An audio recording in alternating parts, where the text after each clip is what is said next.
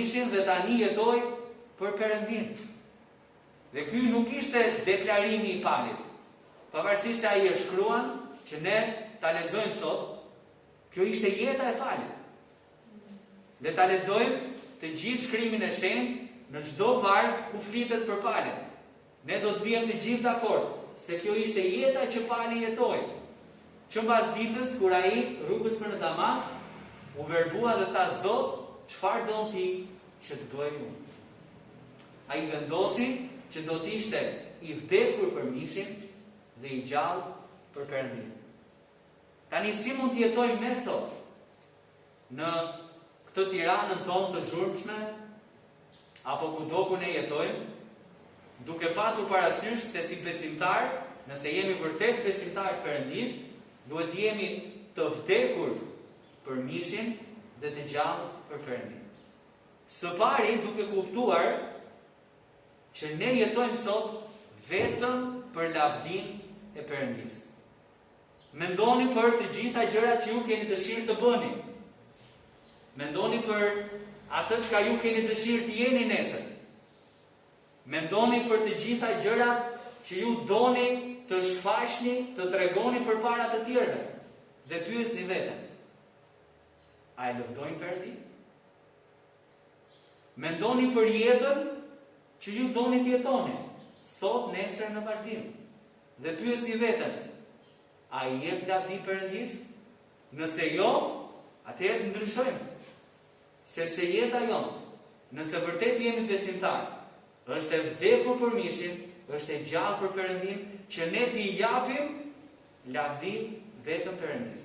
Ja çfarë thuhet tek 1 Korintasve, disa faqe më mbrapa nga Romakëve, 1 Korintasve kapitulli 10, vargu 31, një varg i shkurtër, shumë i preferuar për fëmijët edhe për të rinj, gjatë kampit, gjatë kohës biblike, gjatë çdo aktiviteti me pikë, mësohet përmendesh shumë kollaj, por është shumë domethënës për jetën e gjithë secilit prej nesh. Vargu 31 thot: pra nëse hani, nëse pini, nëse bëni ndonjë gjë tjetër, nëse shkoni në shkollë, nëse bëni të suksesshëm në profesionin tuaj, nëse ndërtoni një familje, nëse fitoni shumë famë, si këngëtar, si profesionist i lirë, ku diun, çfarë do lloj gjëje që bëni, të gjitha t'i bëni për lavdin e Perëndis. Kjo do të thotë të jesh i vdekur për mishin dhe i gjallë për Perëndin. Çdo gjë, nga ajo gjëja e parë që bëjmë kur zgjohemi në mëngjes, deri tek ajo e fundit përpara se të bijmë për gjumë, ta bëjmë për nderin dhe lavdin e Perëndis. Çfarë do të thotë tjetër të jesh i vdekur për mishin dhe i gjallë për Perëndin? Do të thotë që të jetojmë çdo ditë, çdo moment për t'i shërbyer Perëndis. Kjo është ajo për cilën e jemi thirrur. Nëse ne themi që jemi besimtar të vërtet, atëherë a i kemi shenja dalluese të një besimtari të vërtet? Apo jetojmë të vdekur për mishin dhe të gjallë për Perëndin, apo jetojmë për t'i shërbyer Perëndis me jetën tonë? Tek Romakëve kapitulli i parë dhe vargu i parë, Pali prezantohet përpara njerëzve që do të lexonin letrën e tij. Dhe ja kush është prezantimi i Palit, thot Pali, shërbëtor i Jezu Krishtit. Pali ishte teolog shumë i madh, ishte mësues i ligjit, e njihte ligjin shumë mirë. Pali ishte një nga misionarët dhe krishterët më të njohur, më të suksesshëm, nëse mund ta quajmë të tillë, të atyre kohërave.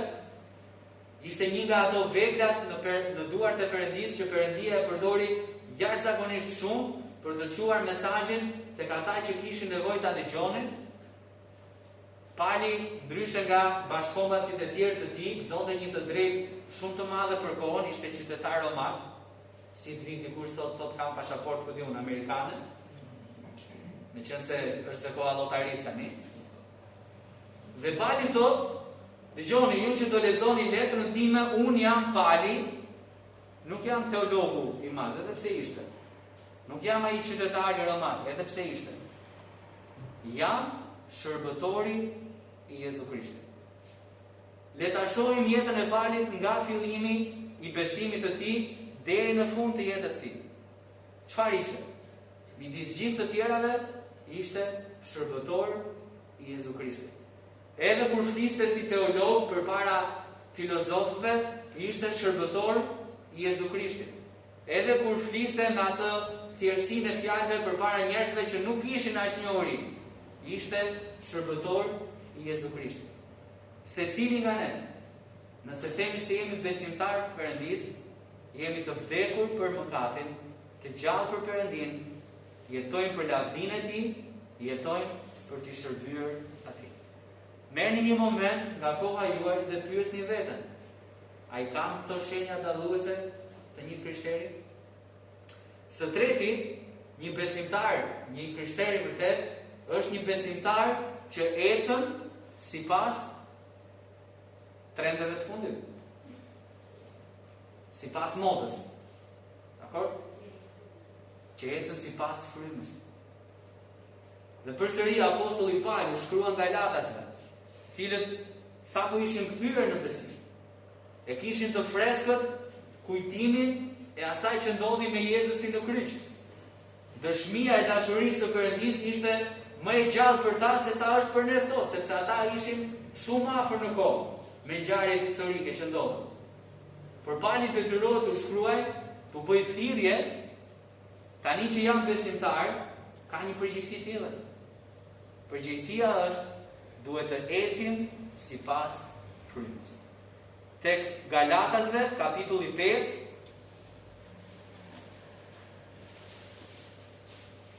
vargjet 16 deri në 26 në faqen 205.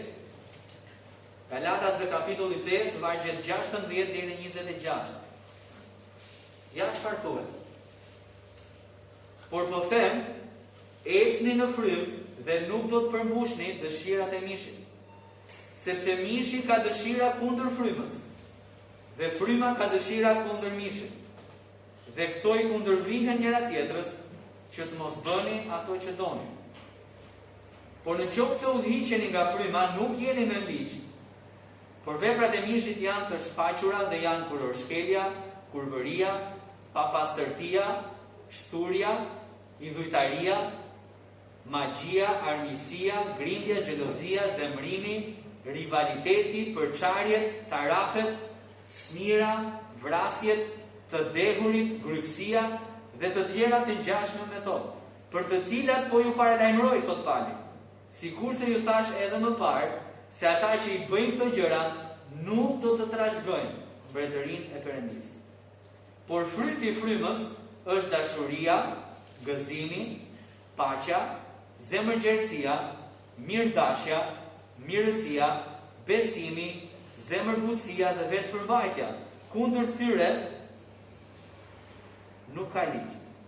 Por ata që janë të Krishtit e kanë frizuar mishin bashkë me pasionet dhe epshet. Në qoftë se rrojmë në frymë edhe le të ecim.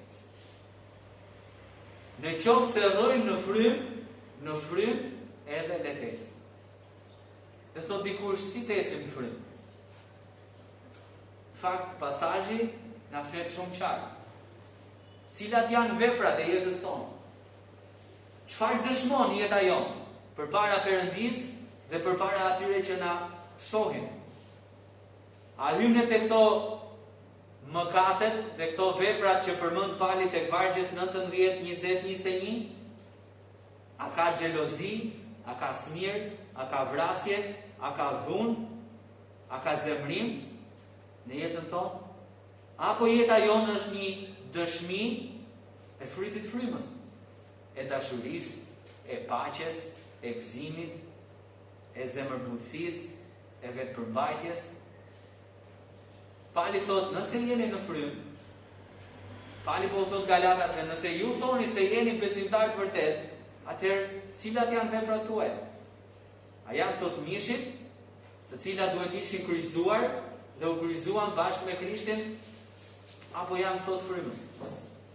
Nëse ne themi se jemi besimtarë të vërtet, ne jemi njerëz që ecin sipas frymës. Ne jemi njerëz që shfaqin frytin e frymës në jetët e tyre. Së katërti, një varg i mrekullueshëm që e kemi vendosur edhe këtu mbrapa në projektor, Jezusi ju tha dishepujve, nga kjo do t'ju njohin që jeni dishepujt e mi, nga dashuria që keni për njëri tjetrin. Nëse ne themi se jemi besimtarë të vërtet, jeta jonë do të shfaqë dhe do të tregoj dashurinë vllazërore. Nëse ne themi se jemi krishterë, ne do të kemi dashuri për njëri tjetrin. Dashuria nuk është vetëm, nuk tregohet vetëm me përqafim. Nëse ne themi që kemi dashuri për njëri tjetrin, atëherë ne dimë të falim njëri tjetrin. Në një familje, jo gjithmonë gjërat shkojnë vaj, apo jo? Ka raste që dikush bën një gabim. Edhe aty lind nevoja për të falur. Në familjen e madhe të Perëndis, midis vëllezërve dhe motrave në Krishtin, jo gjithmonë gjërat shkojnë vaj. Ka raste kur njëri nga ne, kur një vëlla bën një gabim nga një vëlla tjetër. Kur ndoshta një vëlla ofendohet nga një veprim apo një qëndrim i ynë. Bibla thot, nëse keni dashuri për njëri tjetrin, ju duhet ta falni njëri tjetrin. Tek Efesianëve kapitulli 4 dhe vargu 32, disa faqe më pas, ishim te Galatasve, Efesianëve 4, vargu 32 thot, por jini të mirë dhe të përdullyeshëm njëri me tjetrin, duke e falur njëri tjetrin, sikurse edhe Perëndia ju ka falur në Krisht. Nëse jemi besimtarë të vërtet, ne kemi dashuri për vëllezërit. Dhe të kesh dashuri për vëllezërit, nuk do të thotë ti çosh një mesazh vllai, të dua shumë. Nuk do të thotë as ta shohësh kur vjen kishe dush, "Oh, vlla, sa mirë që erdhe, më ka marrë malli për ty." Jo se këto janë të gabuar. Por nëse kemi dashuri për njëri tjetrin, atëherë ne falim njëri tjetrin. Nëse kemi dashuri për njëri tjetrin, ne marrim kohë, shpenzojmë energji për të ngushëlluar dhe për ndërtuar njëri tjetrin. Tek 1 Thesalonikasve, disa faqe më pas, kapitulli 5, shpresoj të keni patur gishtat e stërvitur për sot. 1 Thesalonikasve, kapitulli 5, vargu 11,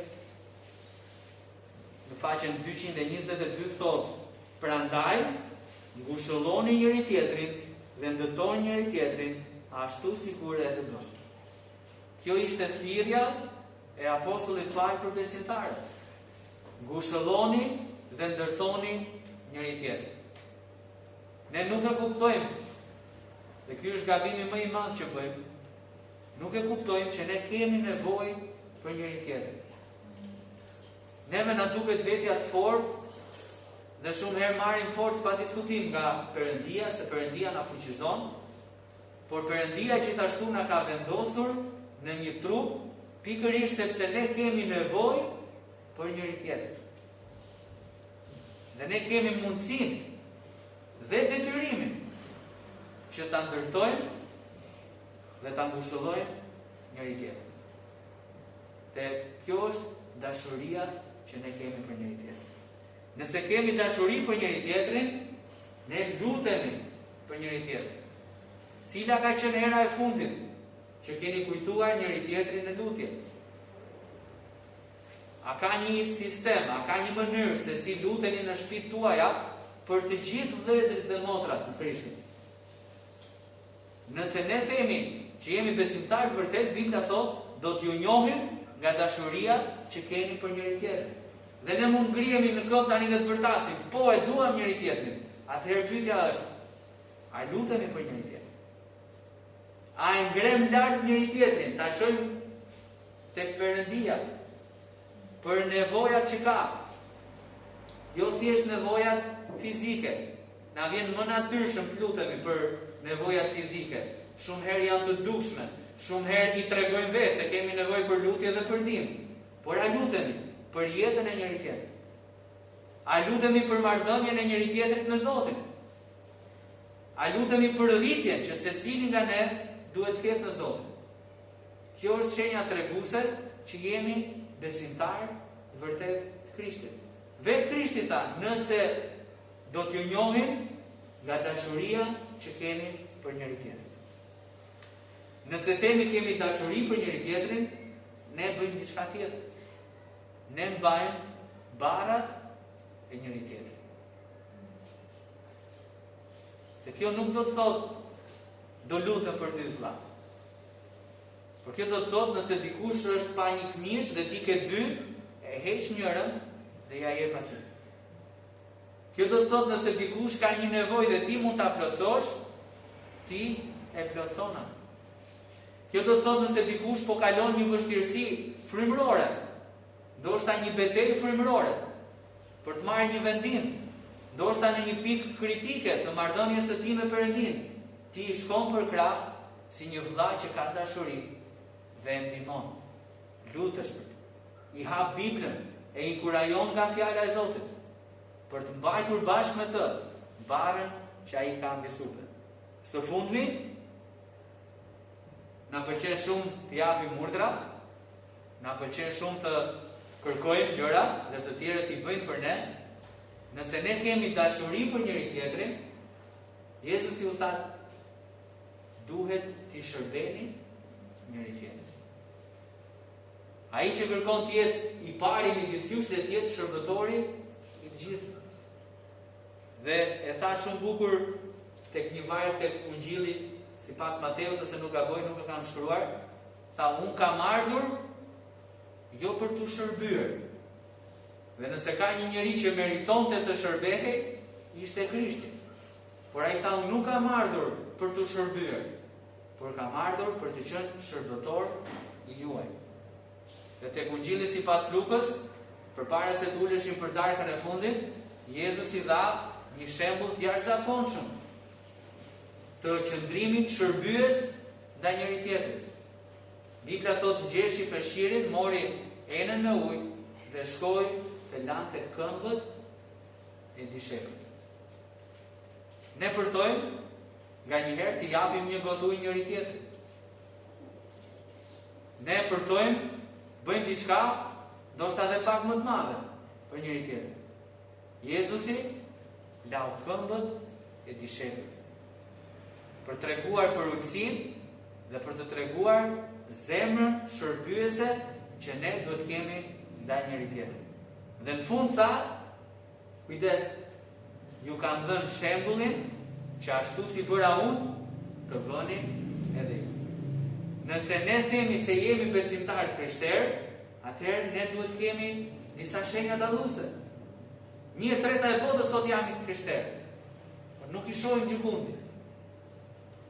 Nëse jemi besimtarë të vërtet, jemi të rilindur, jemi të vdekur për mishin dhe të gjallë për Perëndin, ecim sipas frymës dhe kemi dashuri për vëllezërit. Kemi dashuri për njëri tjetrin. Dhe kjo nuk është në fjalë, por është në vepra. Është tek falja që japim, është tek ngushëllimi dhe ndërtimi i njëri tjetrit, është tek lutja për njëri tjetrin, është tek barat që ne i ndajmë dhe i mbajmë së bashku, është tek shërbimi që ne i japim njëri tjetrit. Së fundmi, nëse themi që jemi të krishterë, ne jemi besimtar, qytetaria e të cilëve është në qiell. Do thoni ju, po kjo çfarë shenja? Si po jetojmë jetën tonë këtu në tokë? Si po ndërtojmë punën këtu në tokë? Si autokton që kanë lindur këtu dhe do vdesin këtu dhe do jarrin të gjitha këtu, apo duke kujtuar që qytetaria jonë është në qiell. Një ditë ne nuk e dim kur do na mbarojë mandati, por do të jemi me Perëndin. Do të shkojmë aty ku e kemi vendin. Aty ku Jezusi ka përgatitur për ne një vend, sikur se u tha dishepujve tek Gjoni 14:6, por shkoj t'ju përgatis një vend. Që aty ku jam unë, të jeni edhe ju. Qytetaria jonë është në qiell. Dhe thot dikush, po mirë, çfarë do thotë kjo? Do thotë që unë kam një pasaportë dhe një ditë do hyj në qiell. Atëherë shumë mirë, këtu po jetoj sipas zakoneve të këtij vendi, po bëj ato që kam dëshirë të bëj, e kam fjetur mendjen një ditë do të jem tek Zoti. Në fakt, nëse ne kuptojmë që jemi qytetarë të qiellit, ne kuptojmë diçka tjetër. Jemi këtu ku jemi tani, ambasador për Perëndin. Jemi këtu ku jemi tani, përfaqësues të mbretërisë së qiellit. Kemi një mision diplomatik, nëse doni të ndjeni më mirë, mund t'ja vëm titullin kështu, por kemi një mision për të përfaqësuar Krishtin. Kemi një mision për të përfaqësuar vlerat që ai jetoi dhe i tregoi sa kohë ishte midis nesh. Dhe së dyti, dim gjithashtu që nëse qytetaria jonë është në qiell, ne nuk punojmë për tokën. Punojmë për qiellin.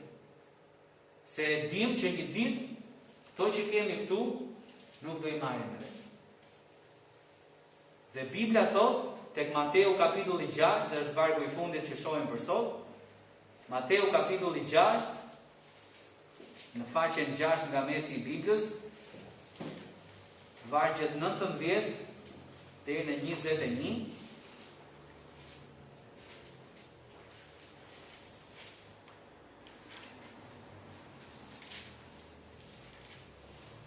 Thuhet, mos mblidhni për vete, thesare mbi vetë, ku i brejnë tenja e ndryshkut dhe ku vjelësit shpërthejnë dhe vjedhin.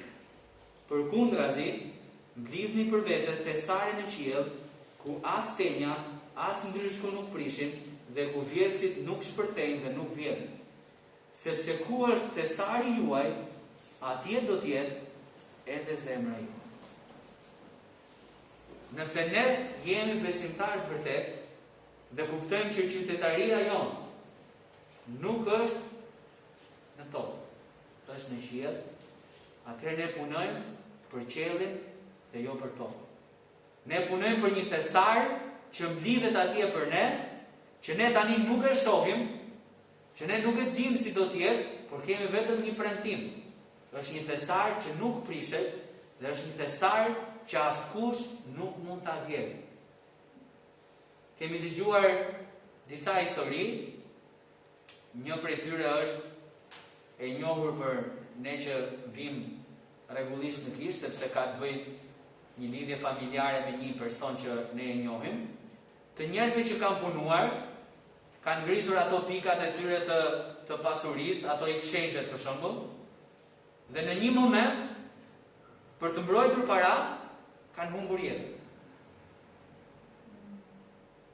Qa morën me vete? Asgjë. E vodi dikush. Kemi parë njerëz që punojnë shumë, fitojnë para dhe blejnë disa gjëra që i konsiderojmë si shumë të shtrenjta dhe shumë të veçanta. Kalon një ditë, kalon 2 vjet, fillojnë të konsumohen, s'kan më vlerë. U prish.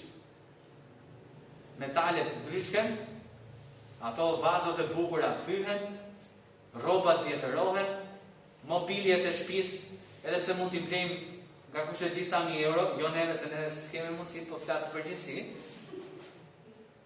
Përsëri vjen një ditë dhe prishet. Por thesaret që ne mbledhim në qiell nuk prishen, nuk i vjen kush, sepse Perëndia i ruan për ne. Nëse thoni se jeni besimtar, atëherë pyesni veten, dhe këtë nuk po e them vetëm për ju, po e them për veten së pari. A i kemi shenjat dalluese të një besimtarit vërtet? Jo si pas ku di unë kujt filozofi, por si pas asaj që fjala e Perëndis na paraqet si standard. A jemi të rilindur? A jemi të vdekur për mishin dhe t'i gjallë për Perëndin, apo ecim sipas frymës, a kemi dashuri për njëri tjetrin, dhe apo jetojmë si qytetarë të qiellit dhe jo si qytetarë të tokës. Le të lutem. Zot, faleminderit për fjalën tënde, faleminderit Perëndi për mirësinë tënde ndaj nesh, faleminderit o Perëndi për këtë mundësi që ne kemi për të qenë së bashku, për të adhuruar o Perëndi, për të kënduar, mbi të gjitha për të dëgjuar fjalën tënde o Perëndi, që ti të na flasësh e ne të marrim atë mesazh që ti ke për ne. Faleminderit Perëndi për fjalën tënde, e cila është pasqyra ku ne mund të shihemi për të parë se në çfarë pike të jetës tonë ndodhem. Na ndihmo Perëndi që ndërsa pam disa shenja dalluese të jetës së një besimtari të vërtet, na ndihmo të kuptojmë çfarë na mungon, që të vendosim sot o Perëndi për të jetuar si besimtar të vërtet. Nëse është dikush Perëndi që nuk të njeh si Zot dhe shpëtimtar, lutem Perëndi që të ketë në zemrën e tyre një dëshirë dhe një etje për të njohur ty edhe për të bërë besimtar të vërtet të Jezus Krishtit. Ndërsa Irda do të luajë diçka në piano, altari është i hapur. Nëse duhet merrni një vendim në jetën tuaj, nëse ka diçka që po i mungon jetës tuaj si besimtar, nëse Zoti ju foli në një mënyrë apo në një tjetër këtë mëngjes dhe ju doni të merrni një vendim, altari është i hapur, ju mund të vini të luteni e të vendosni përpara Perëndis.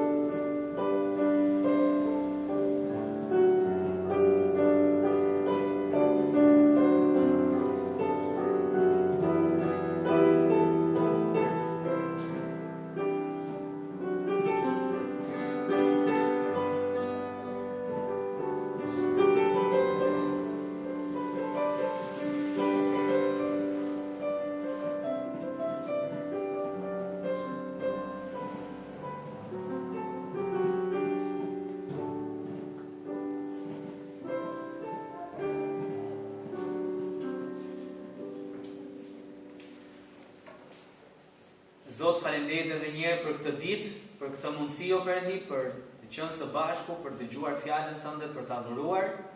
Faleminderit Perëndi për çdo person, vëlla dhe motër që mori një vendim këtë mëngjes. Lutem Perëndi që ta përdorësh të fjalë që u ndau Perëndi dhe me anë të fuqisë tënde të ndryshojë jetën tonë. Lutem të bekosh dhe përfundimin e shërbesës në emrin e Jezusit lutem. Amen. Mirë, ju ftoj të ngrihemi në këmbë për të kënduar këngën e fundit. Është kënga me numrin 27. Aleluja, sepse Zoti Perëndi i gjithë pushtetshmi mbretëron.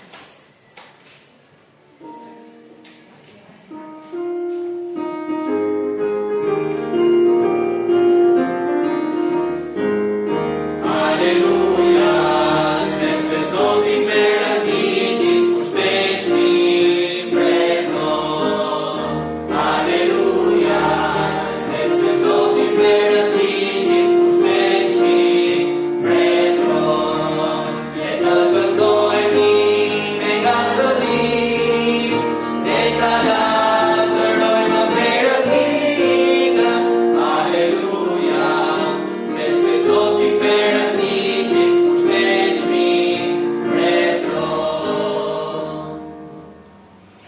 mendehet që ishit me ne, Zoti ju bekoft drekën e mirë.